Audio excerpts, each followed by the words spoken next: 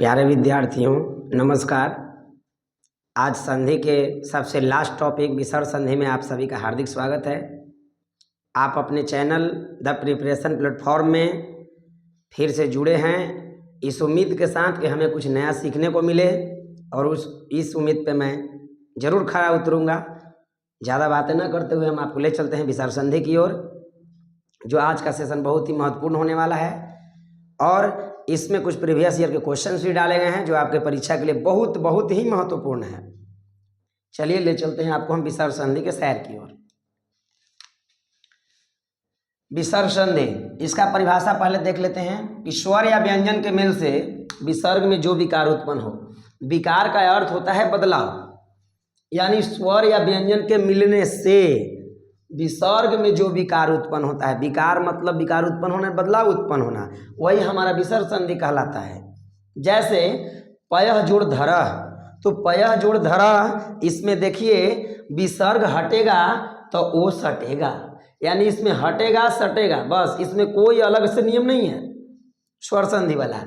यानी पयः जोड़ धरः, ध्यान से देखेंगे विसर्ग यहाँ से हटेगा तो ओ सटेगा, पयो धरः। कैसे सटेगा, काहे सटेगा, इस सब नियम में चलेंगे हम लोग। मना जोड़ रथः, मनोरथ। एक चीज आपको हम यहाँ ज्ञात कर देना चाहेंगे, इसमें एक ट्रिक है क्या कि जिस प्रकार विसर्ग संधि हम लोग पढ़ते हैं, विसर्ग संधि क्या, विसर्ग संधि जब हम संस्कृत में पढ़ते हैं तो क्या पढ़ते हैं, दोनों तरफ विसर्ग रहता है, लेकिन हिंदी में ध्यान रखेंगे कि एक तरफ विसर्ग रहेगा। आराम से पकड़ सकते हैं कि विसर्ग संधि है ये। अगर प्रश्न में दे दिया कि निम्न में कौन विसर्ग संधि है, तब सुना आगे पीछे देखना है, पीछे नहीं रहेगा आगे रहेगा विसर्ग लगल। जब आगे लगल रहेगा विसर्ग संधि है, एकदम गारंटी के साथ ध्यान सुना मारेंगे। निह जोड़ रोग, इसमें हर्षई है तो इसमें दीर्घई होगा, काहे होगा, क्यों होगा, अभी आगे हम लोग जानेंगे नियम में। देखिए सबसे पहला नियम विसर्ग संधि का सबसे महत्वपूर्ण नियम, यदि विसर्ग के पहले अ रहे, अब प्लस के अर्थ होता है कि ओकर बाद में, यानी धन के बाद में, यानी प्लस के बाद, क्योंकि हम जानते हैं कि संधि का अर्थ होता है कि जब संधि विच्छेद रहे तो इन दोनों को हम, ये हटल है तो इन दोनों को सटा देंगे तो क्या हो जाएगा संधि। अभी है संधि में छेद, यानी संधि विच्छेद, ध्यान रखेंगे। यहाँ देखिए तो विसर्ग के पहले अ रहे, बिल्कुल अ है, सब में देखिए स में अ के मात्रा है, र में अ के मात्रा है, र में अ के मात्रा है। ये तीनों उदाहरण दिए हैं, लेकिन आपको होमवर्क में, जो कि हॉर्लिक्स होमवर्क रहेगा, आपको होमवर्क में हम ढेर सारा अभी बनाने के लिए देंगे। इस पे अभी फिलहाल समझाने के लिए 3 उदाहरण दिए हैं, ढेर सारा होमवर्क में आपको देंगे हम। देखिए यदि विसर्ग के पहले अ रहे, भाई सही नियम है, विसर्ग के पहले मेरा अ है, उसके बाद किसी भी वर्ग का हम पिछले वीडियो में बता चुके हैं कि वर्ग 5, कचट तप, क वर्ग, च वर्ग, ट वर्ग, त वर्ग और प वर्ग, उसका तीसरा अक्षर या चौथा अक्षर या पांचवा अक्षर रहे या अंतस्थ व्यंजन वर्ण रहे तो विसर्ग का ऊ हो जाता है। देखिए विसर्ग हटा तो यहाँ ओ सटा, ध्यान देंगे, यहाँ य स जस के तस है, विसर्ग को हटाइए या ओ को सटाइए, इसको जोड़ दीजिए, यशोधरा, काम हो गया। उसी प्रकार सरह जोड़ वर तो सरोवर होगा। उसी प्रकार पूर्व जोड़ हित, पुरोहित, बस बन गया। जिनको समस्या है अपना कमेंट्स में लिखेंगे, ठीक है। खाली विसर्ग का क्या हम किए हैं, विसर्ग का वो कर दिए हैं। चलिए अगला नियम में चलते हैं। यदि विसर्ग के बाद कोई सकार रहे, सकार कहने का तात्पर्य तालव्य स, मूर्धन्य स या दंत्य स रहे, तो तालव्य स, मूर्धन्य स या दंत्य स रहे तो सकार का वही अर्ध सकार हो जाता है। अर्ध सकार मेरा कहने का अर्थ है कि जिस प्रकार हम इसे देखेंगे, दू मेरा जस के तस रहेगा, तालव्य स है तो इसी का आधा हो जाएगा, यानी इसी का आधा, और शासन लिख दीजिए जस के तस। इसमें देखिए निह जोड़ शब्द, इसका आधा कर दीजिए खाली निस शब्द, या निह जोड़ संदेह, इस के आधा कर दीजिए निस संदेह। कितना हल्का था, ठीक है। जितना लिखा रहा है देवनागरी लिपि में, इसीलिए इसको सीरो रेखा सटर होना चाहिए जी। आगे नियम नंबर तीसरा देखते हैं विसर्ग संधि का। विसर्ग संधि का नियम नंबर तीसरा क्या कहता है कि हर्ष स्वर के लगले सटले विसर्ग रहना चाहिए।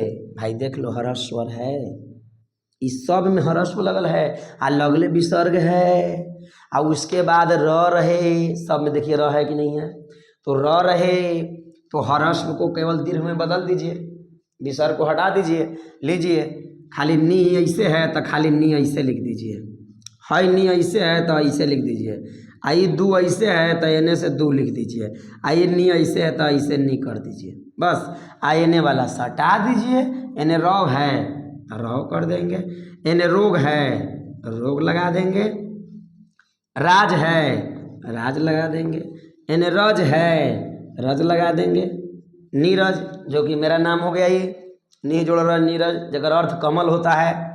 चलिए नियम नंबर चौथा देखते हैं।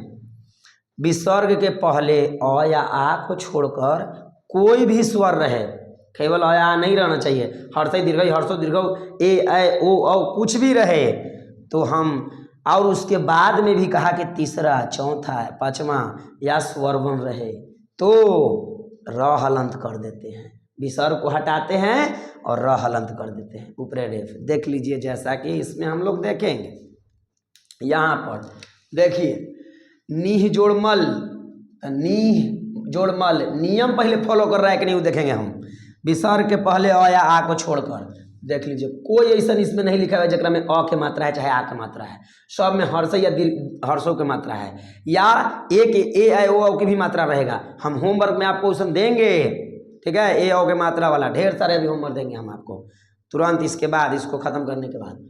इसके बाद कहा कि तीसरा चौथा पांचवा आए जी, तीसरा है ये चौथा है, ये चौथा है, सही नियम है। स्वर भी रहना चाहिए तो स्वर वाला हम आपको देंगे घर से बनाने के लिए।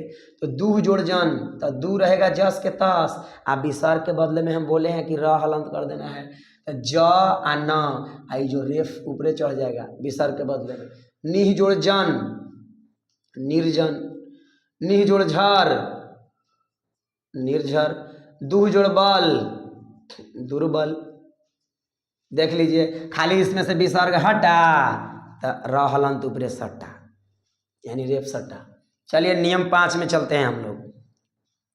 नियम 5 में देखेंगे, देखिए नियम नंबर 5, नियम नंबर 5 कहता है कि विसर्ग के पहले हर्षई या हर्षौ रहे और बाद में क ख प फ रहे तो मूर्धन्य स हलंत हो जाता है।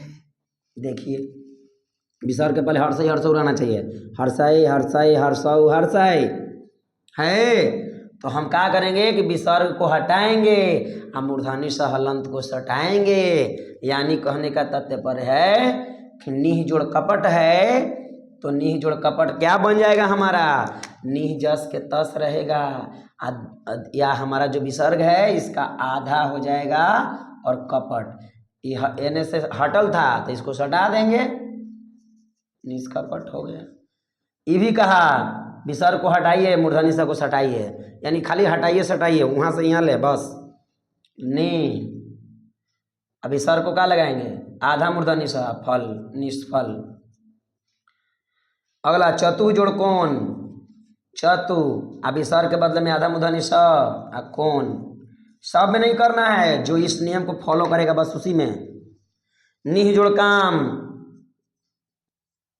निष्काम, यहाँ थोड़ा ध्यान देंगे क लिखा हुआ है निष्काम। अब देखिए एगो नियम नंबर 6 है, ई जस का तस रहे, याद रखने का ट्रिक, जस का तस रहे, यानी कहने का तात्पर्य है कि विसर्ग के पहले अ रहेगा या तो आ रहेगा और एक बाद रहेगा क ख प फ, सेम ये नियम हुआ है, खाली अलग में अपवाद में नियम आ गया है। यानी देखिए क ख प फ ये दूसरा नहीं रहेगा, जस के तस उतार दीजिए, जस के तस यानी लिख दीजिए प्रातः काल, विसर्गो नहीं चेंज करना है, जस के तस। उषः काल सुबह का समय, उषः काल। अंतःपुर अंतःपुर, बस जस के तस उतार दिए, ठीक है। आगे हम लोग देखते हैं अगला नियम। चलिए हम आगे ले चलते हैं आपको विसर्ग संधि के 6 नियम अभी तक हम लोग देख लिए थे। विसर्ग संधि के हम 7वें नियम की ओर चलते हैं। आपको ले चलते हैं। कहता है कि विसर्ग के आगे पीछे और रहे तो पहले अ को ओ तथा बाद वाले अ को अर्ध अ में बदल देते हैं। जैसे देखिए, पहले इसको पढ़िए, नियम को पढ़िए, ठीक है। आगे और पीछे दोनों में अ देखिए तो है, एक में अ की मात्रा है, इसमें है, इहो है, एनहु है, एनहु है, एनहु है, दोनों तरफ अ है, यानी नियम इस सार्थक हो रहा है मेरा, यानी एकदम सुटेबल नियम है। तो कहा कि पहले अ को ओ में, जी बिल्कुल, पहले अ को हम ओ में कर देते हैं। यहाँ देखेंगे हम लोग, पहले अ को ओ में, यानी म में अ था तो म में ओ जुटेंगे तो क्या होगा, प्रथमो, ठीक है। उसके बाद हम देखेंगे प्रथमो में, प्रथमो तो पहल का अ को ओ में आ ई वाला अ को आधा में बदलना है, यानी ऐसे लगा दीजिए। जस के तस ई वाला तो हट जाएगा क्योंकि ई अ को उची ने बदल गया अर्ध में। तो अब इसको हटाइए या इसको हटाइए, काम हो गया, प्रथमोध्याय। बस सब में उसी करना है। सी जस के तस अ था तो अ को कहा कि ओ, तो व के ओ, ई वाला अ के आधा या लिखना है, चर या हटा दीजिए, सीवो चर। इसमें हम सीरो रेखा नहीं सटाएंगे, ये ध्यान रखना है, सीरो रेखा में इसको नहीं सटाएंगे अर्ध अ को। अगला देखिए, स है तो इसमें अ है तो पहले अ को ओ में, तो स को सो में, ई वाला अ के क्या लिखना है, बाद वाले अ को अर्ध अ, तो बाद वाला अ यही ना है, तो इसको अर्ध अ में वदत सो।